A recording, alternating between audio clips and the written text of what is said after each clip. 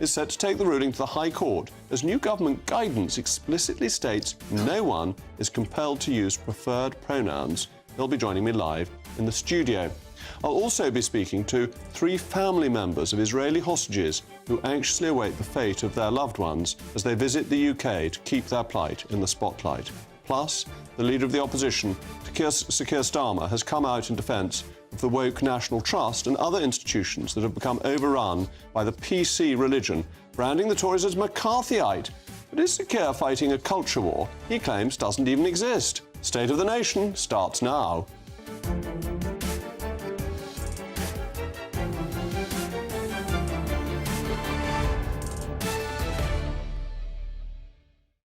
I'll also be joined by a battle-hardened panel this evening, Communications Officer at the Institute for Economic Affairs, Reem Ibrahim, and the author and broadcaster, Amy Nicole Turner. As always, I want to hear from you. It's a crucial part of the programme. Email me, mailmog@gbnews.com. But now it's what you've all been waiting for, the news of the day with Polly Middlehurst.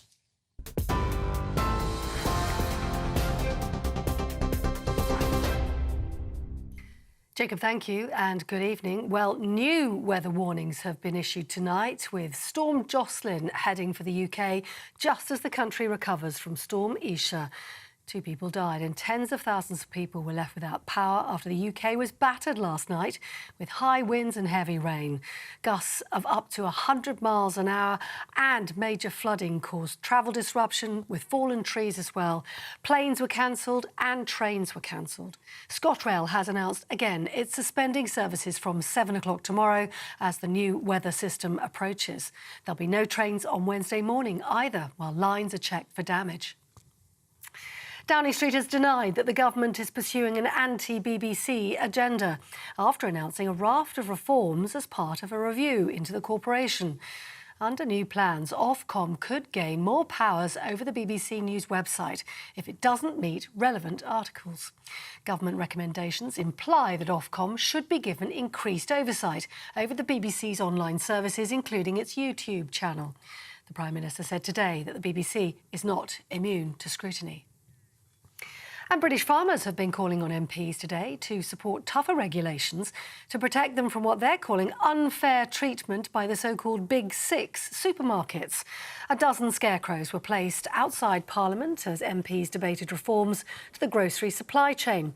That's after 110,000 people signed a petition urging the government to overhaul the grocery supplies code of practice. Riverford Organic, the company which started the petition, says the scarecrows represented farmers they claim will go out of business in the next 12 months because of the Big Six supermarkets' buying practices. Labour has accused the government of turning a blind eye to corruption after new data showed water bosses have been pocketing millions of pounds in performance bonuses despite being in charge while there have been illegal sewage spills. New figures showed water chiefs have received more than £10 million in bonuses and nearly £15 million in incentives since the last general election in 2019. Clean Water campaigner and former Undertones lead singer Fergal Sharkey said that in 2022, 60% of all sewage dumping was caused by lack of investment, with a further 18% due to lack of maintenance. Queen Camilla has toured a domestic violence refuge in Wiltshire to celebrate the service's 50th anniversary. Her Majesty met staff, volunteers and families at the Swindon Domestic Abuse Support Service. Asked about the King, Queen Camilla said that he was fine as he prepared to undergo treatment for an enlarged prostate this week. King Charles saying he wants to be open about his condition to encourage other men to get themselves checked out. And that's the news on GB News across the UK on TV, in your car, on digital radio and on your smart speaker by saying play GB News. This is Britain's news channel.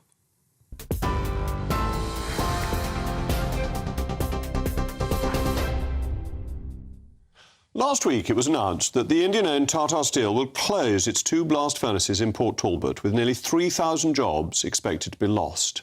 Fundamentally, the driver of this decision is the green agenda. It is the high cost of energy that we have in this country and the systems that impose such extra burdens on our manufacturing industry that other countries don't have to face. The blast furnaces will supposedly be replaced by an electric arc furnace in a few years' time, which, argues that it's better for the environment, but as often is the case with imports, it just offloads carbon emissions somewhere else at the expense of reducing British industry.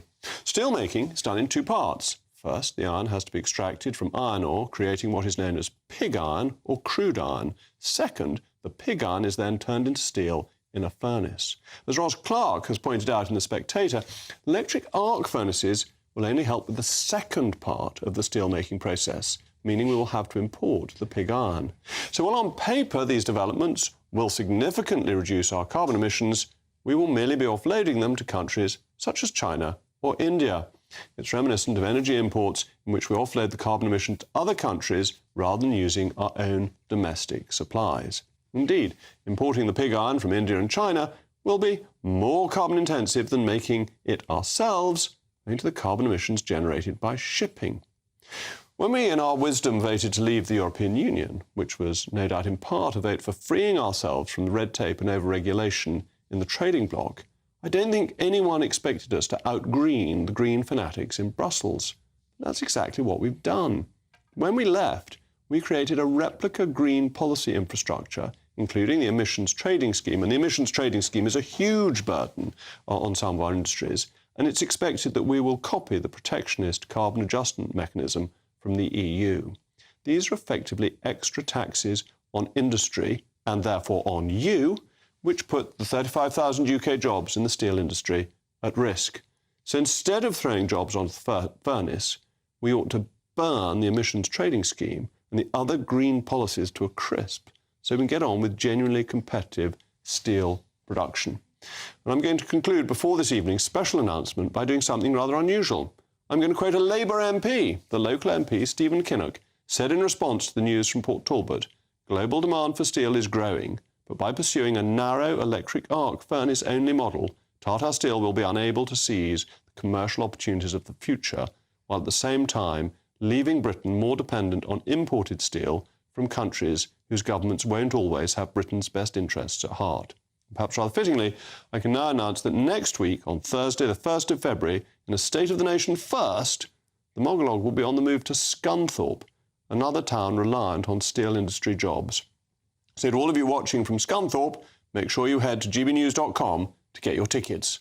But of course, I want to hear from you, mailmog@gbnews.com. I've got some very special guests today. Joining me now, Shankar Singham, the chairman of the Special Trade Commission and former advisor to the UK Secretary of State for International Trade, Catherine McBride, the economist and fellow at the Centre for Brexit Policy, and Donica McCarthy, a friend of the programme, director of the Climate Media Coalition. Donica, I think as you're outnumbered 3-1, it's only fair that I come to you first. But the movement of our carbon emissions from the UK, losing jobs here to abroad, doesn't seem to me to achieve anything. That would be true if that was what was happening, but there's so many inaccuracies in your introduction, Jacob. For a start, the plant is closing not because of green issues, it's closing because it's an old plant that's inefficient, losing £1 million a day. Tata says it's not financially sustainable. And you, as a right-wing politician, understands that we cannot support a dying industry like that. However, what they are doing, the electric arc, is actually creating 5,800 green jobs, because at the moment we are exporting almost all of our scrap metal to Turkey, a really dirty economy, and we're importing it back when we could be doing it here. And that is a green jobs, positive jobs, protecting them for the future. But scrap metal isn't good enough for all sorts of purposes. You need original metal for battleships and for our defence and for nuclear power stations and things like that. Scrap metal has certain purposes, but it doesn't do everything. Absolutely, but actually we're already importing 40% of our steel, and that could be replaced by the steel that's being recycled. It's a green. And as regards virgin steel, what we should be doing, of course, is building green steel plants like they are doing in Sweden, using the £1 billion of wasted green energy that's being wasted in Scotland, because we can't get it down to England, to create the green hydrogen that creates green steel and protects those jobs for the future. Because if you build a coal-based plant, Jacob, in Port Talbot, you won't be able to export it to America, you won't be able to export it to Europe, because they've got carbon border taxes. But we've got our own demand, which is very significant, and it would be cheap and it would be competitive. And actually, if Donald Trump gets re-elected, America won't go down this green fantasy anywhere, as it hasn't in the last 20 years. Why do you think there are thousands less jobs in an electric furnace as opposed to a coal-based furnace? The reason why is because it's more efficient. It does less. Having thousands of people... It does less steel, and it doesn't do the whole steel process. It will produce a significant majority of our steel. But it won't produce pure steel. Not Catherine? No. Yes, I'm going to agree a bit with both of you. Yes, you are absolutely right. I brought this along, which you can't, unfortunately, see, audience at home, but this is the cost of the UK electricity.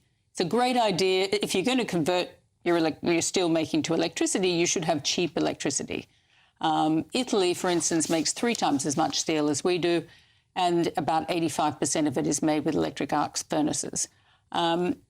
We've got the 3rd most expensive electricity in the developed world. After Denmark and Germany? No, after Ireland, and Spain just beats us. Just, OK, you know, previously like I was told Denmark and Germany, so there... no, Germany's much lower, unfortunately.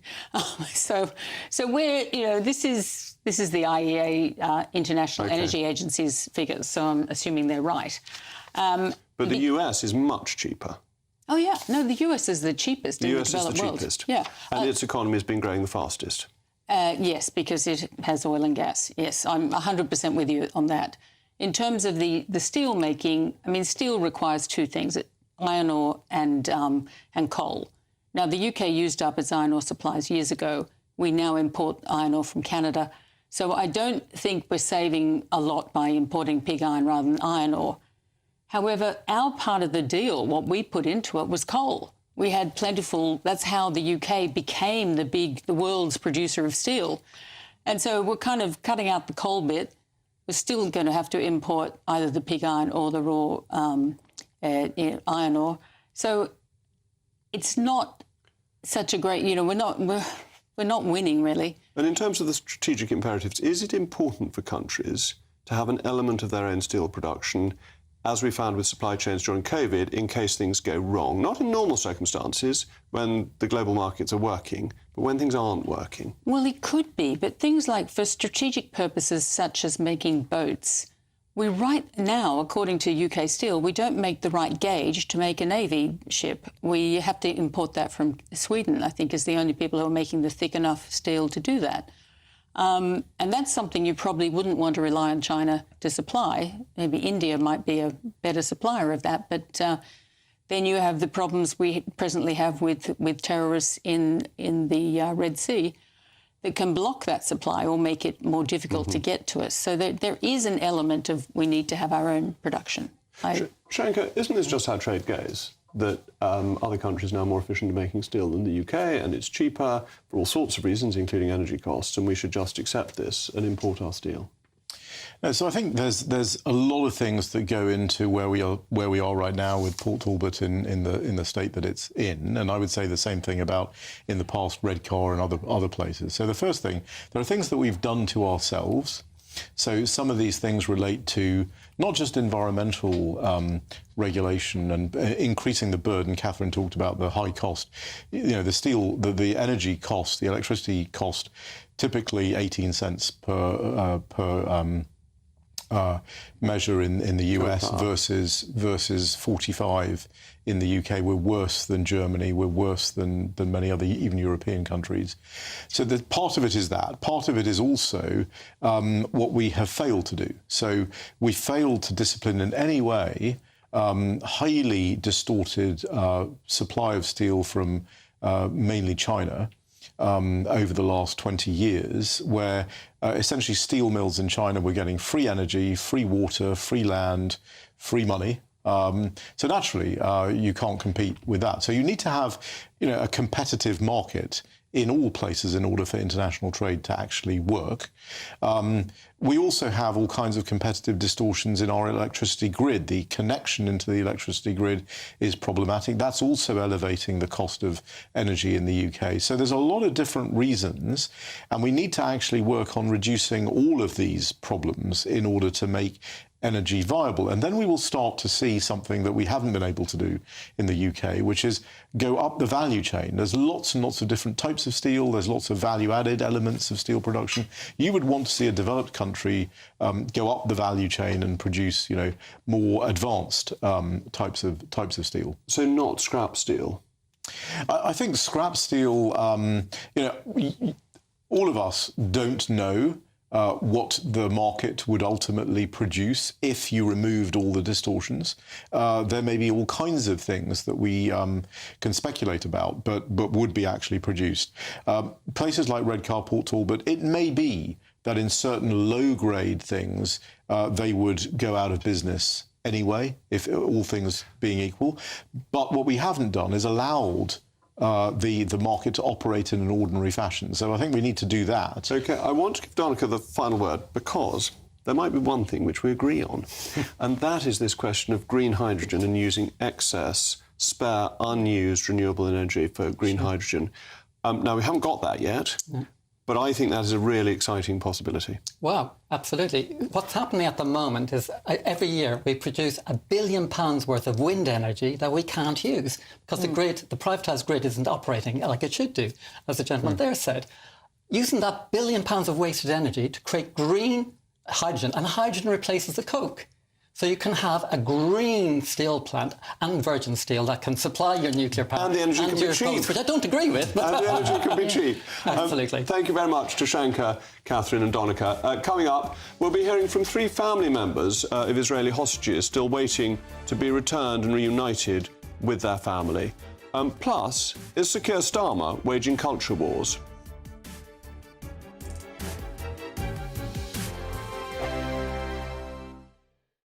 I'm Christopher Hope. And I'm Gloria Di Piero, bringing you PMQ's Live here on GB News. Every Wednesday, we'll bring you live coverage of Prime Minister's questions when Rishi Sunak and Sir Keir Starmer go head-to-head in the House of Commons. We'll be asking our viewers and listeners to submit the questions that they would like to put to the Prime Minister, and we'll put that to our panel of top politicians in our Westminster studio. That's PMQ's Live here on GB News, Britain's election channel. Good afternoon, Britain. Good afternoon, Britain. Join us, Tom and Emily, To find out what's happening in the heart of Westminster. and why it matters to you. Weekdays from midday, we bring you the most compelling stories from across the United Kingdom. And from your doorstep to our inbox, That's right, we want to hear from you, GB News. Britain's news channel. Wake up to the headlines with Headliners every morning at 5 a.m. We treat you to the day's biggest stories before anyone else, 7 days a week. You can catch up on everything you need to know before you've even had your kippers. Headliners every morning at 5 a.m. only on GB News, the People's Channel, Britain's news channel.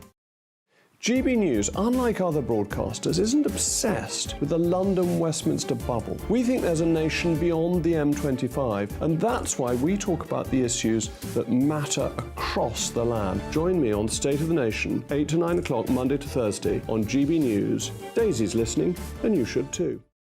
In the GB Newsroom, we bring you the news as it happens. With our team of dedicated journalists across the UK, we're ready to give you accurate reporting every day.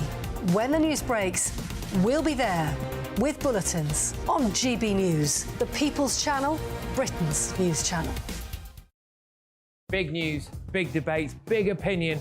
Patrick Christie's Tonight is the week's biggest show. Every weekday, 9 to 11 p.m, we've got the inside track on the day's top stories. There'll be sharp takes you won't get anywhere else. We will set the news agenda, not just follow it, and I want to bring you along for the ride. Whatever it is, we'll have our finger on the pulse.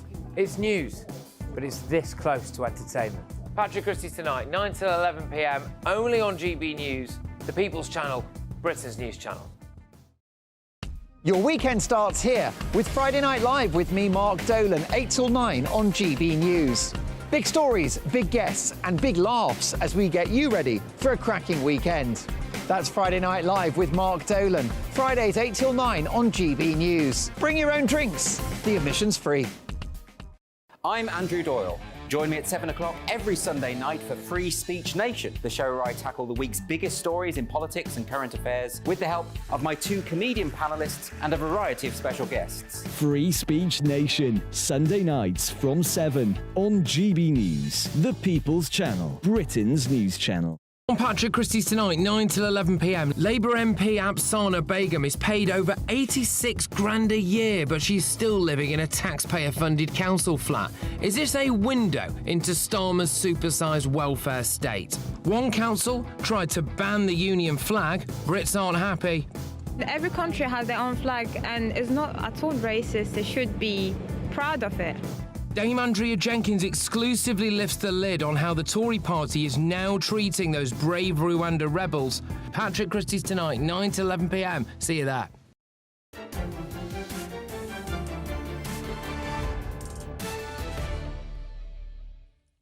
Welcome back. I'm still Jacob Rees-Mogg, and this is still State of the Nation. We've been discussing Tata Steel and costly green policies, and you've been sending in your trenchant views.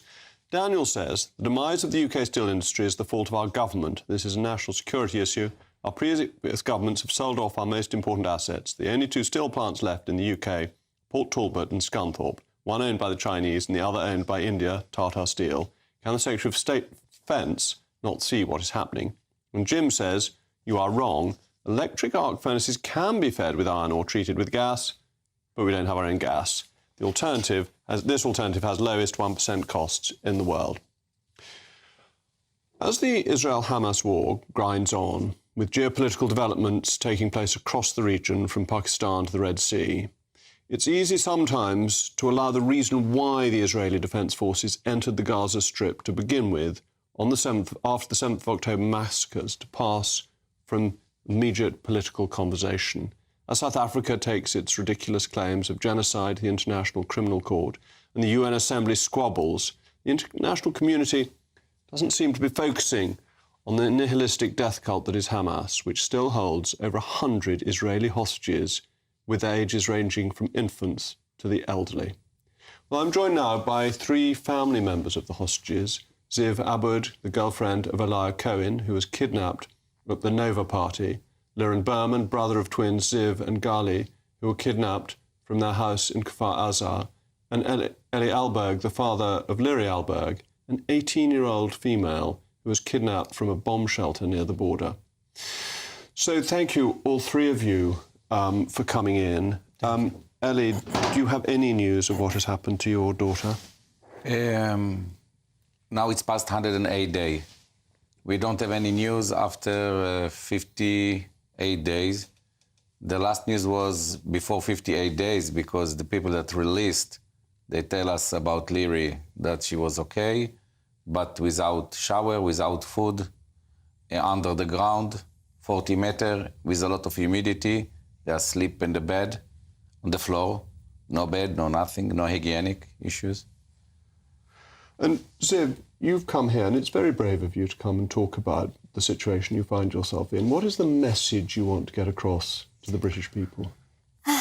The message that we want to cross is we need help to bring them back. We need support to bring them back. We need help. And what sort of help are you looking for? What do you think the British government could do? I think that we need to pressure more Qatar about this situation because Qatar, they have a lot of pressure of Hamas. They bring them a lot of money, and we know that if Qatar want, tomorrow they released. And it's your boyfriend who's being held, and you and he have been together for a long time, since you were really quite little. Yes, my boyfriend for 7 years. Do you hold up the poster so that people can... My boyfriend for 7 years. Since you were a teenager? Yes. Since you were very young. I mean, this is just so hard for you. It's very hard. And do you have any news? No, we don't have any news about Elia. I know just that he was injured because I was with him in the shelter, in the party. And this is the last thing that we know about him. And we got a video. And Liren, your twin brothers are also held. Again, do you have any news? We found out from the released hostages that they saw them separately. They are not together. They were alive, which is relief, with minor injuries. But minor injuries in the tunnels of Hamas can quickly become severe injuries. So we have information 54 days after October 7, but since then it's all over again. And you also want the British government to put pressure on Qatar, because Qatar is a very close ally of the UK. I was the government minister during part of the energy crisis, and Qatar is a major supplier of energy to us, major investor in the UK, one of our firmest allies in the Middle East. What sort of pressure do you think we can apply, and what should we be saying to the Qatar government? We are asking that the Qatar now they are playing on both sides of the field. If I'm taking football analogy, they are playing on both sides of the field. On one hand, they are hosting the leadership of Qatar, the senior leadership, Mashal and Ania. And on the other hand, they are investing a lot in properties, football teams. And they have more properties in the UK than the royal family. So they need to choose. They are either with the Western civilization or with a terrorist organization. And we are asking, we are begging the United Kingdom to make Qatar choose a side. Because, like Ziv said, if they choose to be with Western civilization and pressure Hamas to release the hostages, tomorrow we will hug our loved ones. And how are your visits going whilst you're here? Who are you seeing, and what type of reception are you getting? Everyone is really sympathetic, everyone we met. But the time for tea and sympathy is over. We need action, and we need action now. Actually, we met Prime Minister Rishi this at noon. Again, I thanked him because he was one of the first prime ministers in the world to came to Israel after October 7, and he is very supportive of us. And I asked him to continue to pressure, to continue to put the hostages in the front pages, to continue to talk about them, because this is the worst humanitarian crisis right now for us. Of course. But we need the support. And Ellie, I mean, it must be a worry that initially this was on the front page of every newspaper every day, and now it isn't. Are you finding that your being here is getting it back to people's attention to put the pressure back on for things to happen? Unfortunately, this is our job in this time, to go to the media, to go to the prime ministers, to go to everybody that you can do, to knock the doors, to tell that they have another 136 hostage in the hand of the Hamas, and we want them back. I don't know, even me, I'm sitting here, and we don't have power after 108 days, that we don't see my child, his brother, his girlfriends, his boyfriends, and all the people there's in Israel that waiting for the most love that they are hostage. And we need to do this job. We need to knock on all over the door, that all over the world will understand that today it's in our situation, tomorrow it can be in your neighbors. And the fanatic Islam, they don't care if you are Christian or even if you are Muslim or Jewish. The fanatic Islam, they want that you will be radical Islam. And if you are not radical Islam, they kill you. Well, thank you to Ziv, Liran and Ellie. I think this is so important that we remember this and we put pressure on where we can to help these hostages and to help the families of the hostages, who I just think have been so wonderfully brave in coming on this programme this evening. Coming up next, we'll be hearing from a teacher who is set to take his case of a very different kind to the High Court. Your weekend starts here with Friday Night Live with me, Mark Dolan, 8 till 9 on GB News. Big stories, big guests and big laughs as we get you ready for a cracking weekend. That's Friday Night Live with Mark Dolan, Fridays 8 till 9 on GB News. Bring your own drinks, the admission's free. Wake up to the headlines with headliners every morning at 5 a.m. We treat you to the day's biggest stories before anyone else, 7 days a week. You can catch up on everything you need to know before you've even had your kippers. Headliners every morning at 5 a.m, only on GB News, the People's Channel, Britain's news channel. In the GB Newsroom, we bring you the news as it happens. With our team of dedicated journalists across the UK, we're ready to give you accurate reporting every day. When the news breaks, we'll be there with bulletins on GB News, the People's Channel, Britain's news channel. Big news, big debates, big opinion. Patrick Christie's Tonight is the week's biggest show. Every weekday, 9 to 11 p.m, we've got the inside track on the day's top stories. There'll be sharp takes you won't get anywhere else. We will set the news agenda, not just follow it, and I want to bring you along for the ride. Whatever it is, we'll have our finger on the pulse. It's news, but it's this close to entertainment. Patrick Christie's Tonight, 9 to 11 p.m, only on GB News, the People's Channel, Britain's news channel. Good afternoon, Britain. Good afternoon, Britain. Join us, Tom and Emily, To find out what's happening in the heart of Westminster. and why it matters to you. Weekdays from midday, we bring you the most compelling stories from across the United Kingdom. And from your doorstep to our inbox, That's right, we want to hear from you, GB News. Britain's news channel.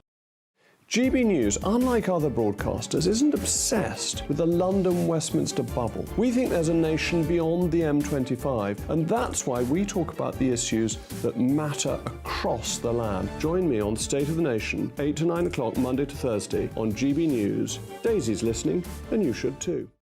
I'm Andrew Doyle. Join me at 7 o'clock every Sunday night for Free Speech Nation, the show where I tackle the week's biggest stories in politics and current affairs with the help of my two comedian panellists and a variety of special guests. Free Speech Nation, Sunday nights from 7 on GB News, the People's Channel, Britain's news channel. GB News is Britain's news channel, and now you can support it. All you have to do is scan that QR code that's up on your screen right now, or you can go to gbnews.com/support and become a GB News member. You'll have fantastic benefits. We're also going to organise special events where you as GB News members can meet the presenters, the on-screen faces. Scan the QR code or go to gbnews.com/support. Thank you so much.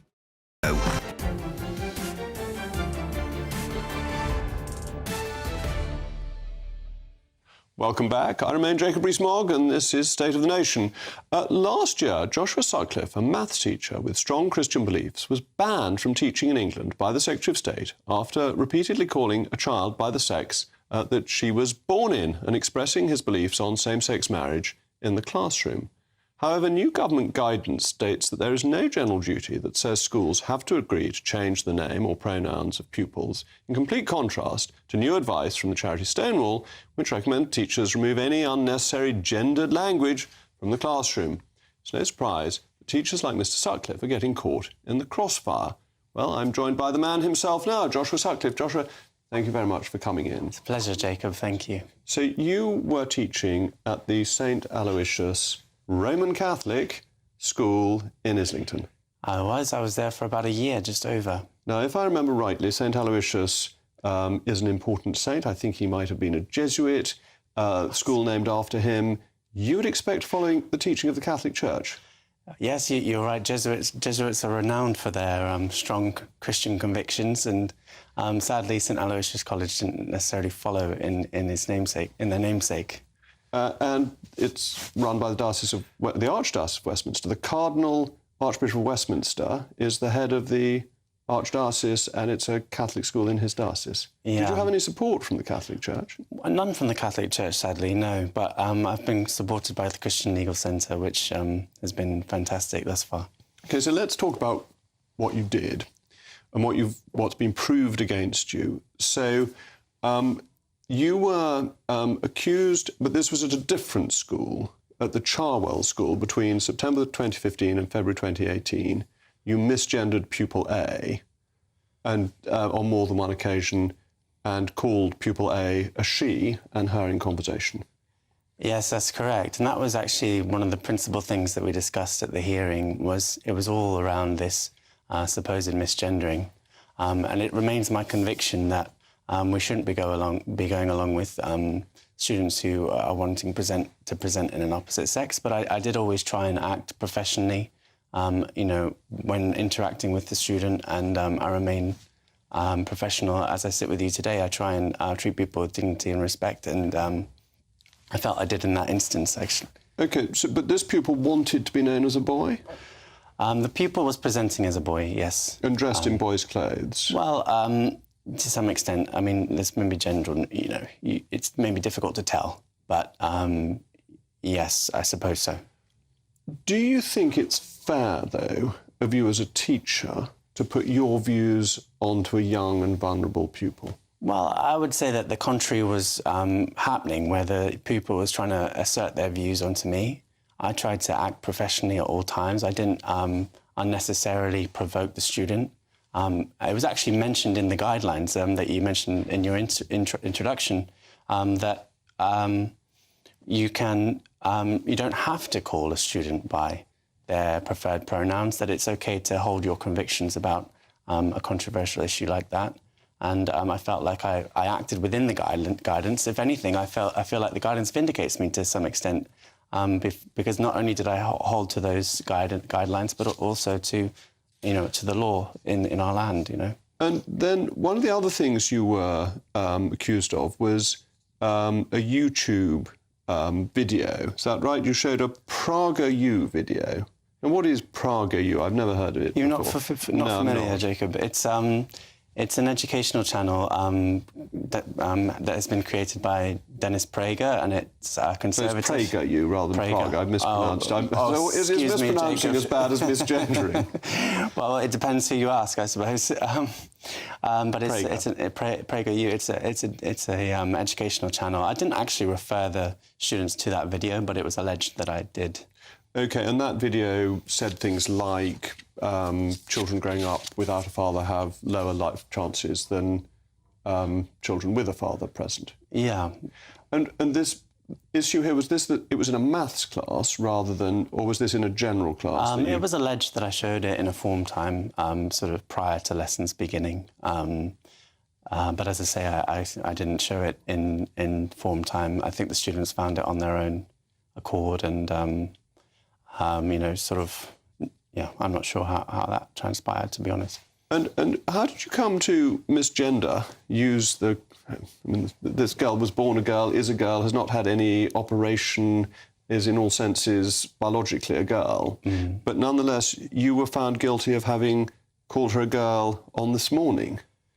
How did you come to be talking about her on television? And did you name her in any way, or she remained anonymous?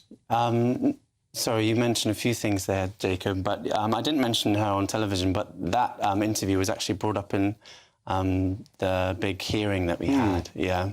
And that was one of the allegations that I was trying to defend, you know, that I had misgendered according to them. But like you say, this student is actually biologically a girl, and so I at that time, outside of the presence of that student, felt it was necessary, completely appropriate to refer to her by her actual pronouns.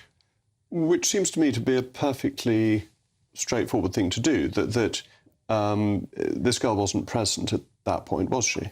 And you didn't identify her? No, I didn't. I never have, actually. That's never... How did this come to be the business of the panel? What was their argument for including this? They said, OK, this is unfair on her. Were they accusing you in a way of bullying her? Was that the issue? I think, you know, you're obviously having similar thoughts to what I would have, which is that was maybe outside of their remit to look into. But sadly, they were really just trying to form any case possible against me. I just think they really wanted to make this ruling, sadly. Do you worry that you may have upset this girl? You know, I never would want to purposefully upset someone. I always actually try to really help her. That's always my conviction, is to help the people in front of me. That's why I went into teaching. Mm-hmm. But obviously I recognise that my strong convictions are due to offend people at times, and so I'm not naive to that. And And then there's the issue on the gay marriage, that you handed out leaflets at a public pride march, but you handed it to this girl among other people. Was that slightly provocative of you, to hand an anti-gay marriage leaflet to a girl who thought she was a boy, or thinks she is a boy? Well, it wasn't intentional. It was actually sort of a narrow part of the road, and I was just handing to everyone coming through on the march, so it wasn't sort of me seeking out said student. And at this point, you were at St Aloysius? I was actually still in Oxford at that point. Oh, you were still in Oxford at that point? That's still that same student. OK, so had any of this happened at St Aloysius? No, at St Aloysius I had a pretty clean record, and then I sadly had to depart from them, the school. Anyways, it's part of the case. I could go into the details, but I had to leave, in extenuating circumstances. All right. Well, thank you very much for joining me, Joshua. Coming up, we'll be discussing the leader of His Majesty's, I still make that mistake, opposition, and culture warrior, Sir Keir Starmer.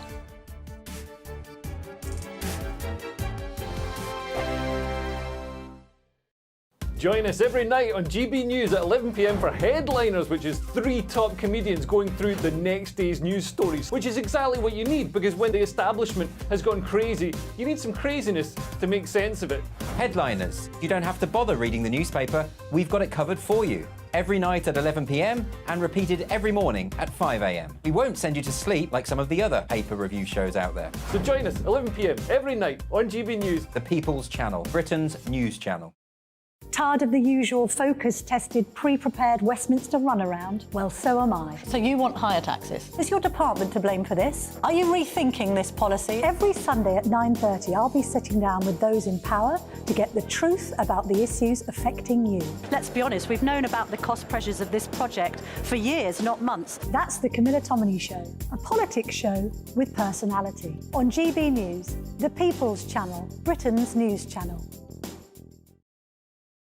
I think the most exciting bit for me is talking to people. People who I think are ignored often by the major news channels. We're going to give news they want to hear. There's a voice there that needs to be heard. I think there's a chance here for a diversity of opinion to be expressed, which you don't find elsewhere. It's really exciting. We don't hold back. We're free to say how decisions that are taken here affect us all around the country. Only on GB News, the People's Channel, Britain's news channel. Good afternoon, Britain. Good afternoon, Britain. Join us, Tom and Emily, To find out what's happening in the heart of Westminster. and why it matters to you. Weekdays from midday, we bring you the most compelling stories from across the United Kingdom. And from your doorstep to our inbox. That's right, we want to hear from you. GB News, Britain's news channel.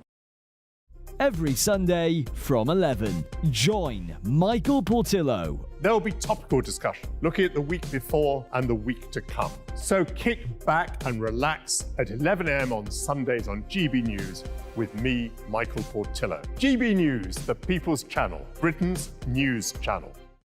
Your weekend starts here with Friday Night Live with me, Mark Dolan, 8 till 9 on GB News. Big stories, big guests, and big laughs as we get you ready for a cracking weekend. That's Friday Night Live with Mark Dolan, Fridays 8 till 9 on GB News. Bring your own drinks. The admission's free. Big news, big debates, big opinion. Patrick Christie's Tonight is the week's biggest show. Every weekday, 9 to 11 p.m, we've got the inside track on the day's top stories. There'll be sharp takes you won't get anywhere else. We will set the news agenda, not just follow it, and I want to bring you along for the ride. Whatever it is, we'll have our finger on the pulse. It's news, but it's this close to entertainment. Patrick Christie's Tonight, 9 to 11 p.m, only on GB News, the People's Channel, Britain's news channel.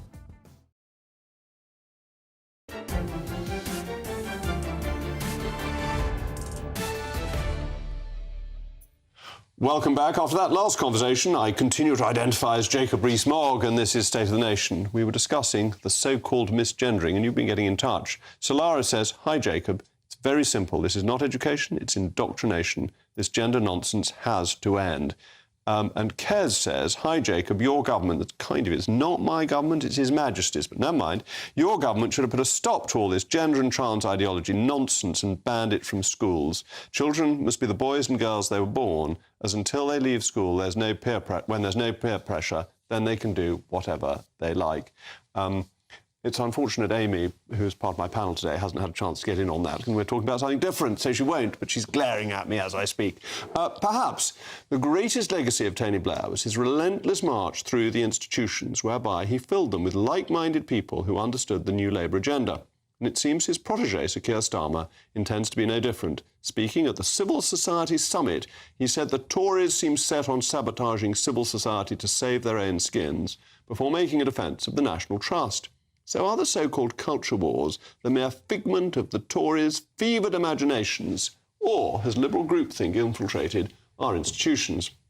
Well, I'm joined now by the former director of Restore Trust, Zuditu Gebruhanes, as well as my panel, communication officer at the Institute for Economic Affairs, Reem Ibrahim, and the author and broadcaster, Amy Nicole Turner. Well, Zuditu, let me turn to you first, because you ran Restore. Is Keir Starmer right that actually the National Trust is being brave and forward-looking, and that it's right that we should ignore our history and say that all these people were dreadful? No. In the first place, I would say that actually what's happened in terms of the culture wars with the National Trust is a mere symptom of much greater issues, which is ultimately these issues are about democracy and accountability, which have sadly been undermined by the current leadership of the National Trust. But the culture wars there have been started by the leadership. They're not of the Tories' making, as Starmer tried to imply. And in fact, I know you're a Conservative politician, but I would say it would have been good if the government had done more to try and put an end to this, because it's outside the Trust's remit, statutory remit, and Parliament has oversight of the Trust. But no, I mean, doing things like promoting a divisive book called Green Unpleasant Land, and having a colonial countryside project which brings in children to explore colonial histories at the expense of all other aspects of property's history, I think is quite divisive and kind of controversial. It's just a very odd thing to do. The National Trust is there to maintain great historic buildings that were very often given to them by the families who built them. And apart from anything else, it seems slightly bad manners then to trash the families who gave you these fantastic properties. Yes, and it's also strange because it's not as though, I mean, the National Trust argue that they're bringing more history to these places and we all want more history. And of course, I'm sure you would agree, I definitely would agree that it was very interesting to have more history. Unfortunately, this is very bad history. They're not using historians. They're bringing in people like, English academics or people who have, who are trendy for other reasons, and bring them to front campaigns which are essentially about virtue signalling rather than anything else. And Amy, Keir Starmer saying the Tories are fighting the culture wars. Actually, it's, dare I say, you who started it, isn't that right? Well, I think it was Lee Anderson who said that the next general election will be fought on culture wars, and aren't we seeing that come to fruition? But I think when you take aim at something like the National Trust, which is quintessentially British, it's like taking aim at the Spice Girls or Walker's Crisps. Just don't do it, because it's not going to end with any popularity gain. And it hasn't. At the moment, the National Trust has 1 million more visitors subscribing than last year, and it's actually really cheap to be a member. I looked up today, it's £7 a month, which is an absolute bargain. And for that, I want to know more rather than less, and whether some of it might be uncomfortable, the truths about some of the colonial history of these properties. Well, yeah, sometimes but it's not uncomfortable, the truth it's great. Is uncomfortable. We ran the world brilliantly. And we want were to hear marvellous about at it. Shouldn't we be proud of that? And every time we go to a National Trust property, be playing Rule Britannia in our car radiogram. But we should be realistic about some of the histories of these properties. When I'm standing in one, I want to know how it came to be able that they could buy that. I want to know the history of the people that lived there and the stories behind it. But you don't want to know it in a pejorative way, do you? That these are all bad people whose pictures should have moustaches drawn on them. I don't think that's what's happening, is it? Well, and also I don't know, we better ask Zuditu. But it's part of the National Trust's remit remit to maintain and perpetuate a historical accuracy of these properties. That's part of what they're supposed to do. So surely, but they're not being historically accurate. On. It would have been very good if they had been historically accurate and if they'd been bringing in good historians. When you turn away, at last year's elections, celebrated historian, two historians, Andrew Jimson and Jonathan Sumption ran, and neither of them were even interviewed, let alone being chosen as the National Trust recommended candidates. what do you say of an institution that's cast aside people like that, even for interview? Well, let me bring Reem in. So I think in the wider context of the culture wars and the way in which it's being fought, the way in which it's being fought, the National Trust is just another third sector organisation that has been permeated and taken over by this kind of sort of social justice warrior ideology. And look, I mean, I think that it's an independent organisation. As far as I'm aware, they don't receive any taxpayer money. So I do think that what's primarily important is that the members of the National Trust, if they are upset by these particular permeances with regard to the culture war, what they should be doing is making that clear. Now, if we want to win the culture war, and if we think that actually sort of conservative values are the way forward, what we should be doing is being as loud as the left. Unfortunately, the left are winning the culture war because they're much louder than we are. So come on, Amy, you're the clever one. You're winning the culture war. Tony Blair set it up to Can I tell you institute lefties into all these positions. Your side has got a grip on our nation. Here's the truth. There is no culture war. Boom, bombshell. And that's the truth. Keir Starmer now says there is. Your mate Keir now saying there is one. What's the key? Why did Keir Starmer bring up the culture wars today? It's because your side are using it as a distraction from what really matters, the economy, health, Well, from interest rates about to come down, taxes about to come down, the economy growing when Germany's in recession. If we continue to constantly talk about the National Trust and 45,000 people coming across the channel constantly, and we don't talk about growth, we don't talk about health, Amy. then where's the long-term plan? All you're going to do is divide people for a temporary, short-term kick that's only going to impress a few people. I don't buy this argument that the culture war is about short-term divisiveness. I do think that often the culture war is very difficult to fight in that respect. I do think that the economy is the primary issue here. I do think that inflation and the tax cuts are the primary issues that we should be talking about. But we cannot take away from the fact that our institutions are being permeated by this kind of ideology. Why are the National Trust spending huge amounts of money training their staff on unconscious bias? OK, well, Zuta, you can tell us that. Well, I was just going to say one thing. With the distraction, I think actually it's the National Trust leadership who have deliberately used these, they've been saying, oh, look, we're doing this for inclusivity, diversity and so on. And actually they're trying to take away from the fact that they've been undermining democracy and accountability, which I think are much bigger issues. And that's what's led to them being able to quash the members and quash dissent from members. I think that's a real distraction here. And Amy, that's really important, isn't it? Because the National Trust had a pretty dodgy voting system where you could press a button to vote for all their candidates, and if you wanted to vote for anybody else, you had to wade through mounds of online paperwork. I know that the National Trust has been a thorn in your side for quite a while now, but the truth is that there are children, record numbers of malnutrition in this country at the moment. That's the type of thing that people want to talk about. We don't want to talk about National Trust. We're quite happy with it. Let's leave it alone. Why is Keir Starmer talking about this, then? Because he's used it as a point to highlight how ridiculous conservative politics has become. The fact that you're taking aim at the RNLI, the National Trust. These are beloved British institutions. Leave them alone and let's focus on something real, some unity, something we can move forward with. The left a voice in my ear, which isn't the voice of God, tells me I had to give Amy the last word. So thank you very much to my panel and to Zuta too, who I should say is a senior researcher at the Legatum Institute, which is owned by the Legatum Group. The group is also one of the leading investors in the holding company of GBNews. That's a fantastic organisation. Anyway, last but not least, the most important subject of all, canonisation. You see, in Catholicism, we take sainthood very seriously. Amongst other things, to qualify, you need 2 confirmed miracles. Not bogus ones, but proper ones. And a campaign which started in 1929 is picking up momentum to have the Venerable Mary Ward canonised, the woman who set up schools all across Europe, including St Mary's Ascot, where my daughter is at school, for women to have an education. A nun leading the campaign, Sister Elizabeth, has gathered evidence to prove Mary Ward has in fact been involved in interceding for miracles. So you never know. If you ask for Mary Ward's intercession, you may be able to provide proof of a miracle, in which case, please pass it on to Sister Elizabeth. Thank you again to my panel, Zuta too. That's all from me. Next, it's Patrick Christie's. Patrick, what's on your bill of fare tonight? Loads to get cracking at. We expose a Labour MP moaning about the social housing crisis but living in a taxpayer-funded council flat herself. I'm also going to be telling the taxpayer how much they are paying to keep vile grooming gang scumbags in Britain. We sent a reporter undercover to the young VNA to show how children are being indoctrinated by hard left ideology. And the Union flag. Every single person, if they wish to, should be allowed to fly it high in this country. But but not according to the Green Party. Why does the Green Party not want to fly the Union Jack? You have to ask them. It's divisive, Jacob. It's divisive. Well, people have to listen to your programme to understand why this is. I think the Union flag is a great and beautiful flag. Anyway, that will be very interesting. It's coming up after the weather. I'll be back tomorrow at 8 o'clock. I'm Jacob Rees-Mogg. This has been State of the Nation, and Somerset is probably a storm-free area. It'll be a beautiful oasis of calm, glorious weather in God's own county.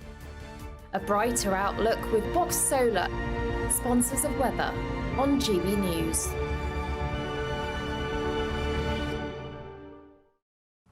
Evening. Storm Jocelyn will be arriving this time tomorrow on Tuesday evening. Not as intense as Storm Isha, but nevertheless could cause some further disruption. Brewing out in the Atlantic at the moment. There is the next storm system. Storm Isha continues to clear away. Still plenty of isobars on the chart. It is still pretty gusty out there this evening. Plenty of showers too, packing in across Scotland in particular. But the showers will tend to ease off in most places, generally becoming clear overnight, and the winds will ease down further until the cloud thickens and we start to see wet weather coming into Northern Ireland by dawn. With the clearer skies and as the winds ease, we could see some pockets of frost across Scotland, but for most of us, we'll start Tuesday at 4 or 5 degrees. Many in the east will start dry and bright, but the rain will spread into the west and then become pretty much across all parts by lunchtime. The heaviest rain, though, over Western Hills. The rain could cause some disruption because after Storm Isha, we had quite a bit of rain falling. Extra rainfall may cause some flooding issues, and then the winds continue to strengthen. Actually, quite a mild day tomorrow, but not feeling all that mild with the wind and the rain. And the winds continue to strengthen during Tuesday evening, particularly across the north. The winds won't be as strong as with Storm Isha, but because Storm Isha's only just cleared, it could have caused some structural issues. So we do have warnings in place, a broad yellow warning, gusts of 55 to 65 miles an hour, and the amber warning across northern and western Scotland, where gusts could touch 80 miles an hour. That warm feeling inside from Boxed Boilers.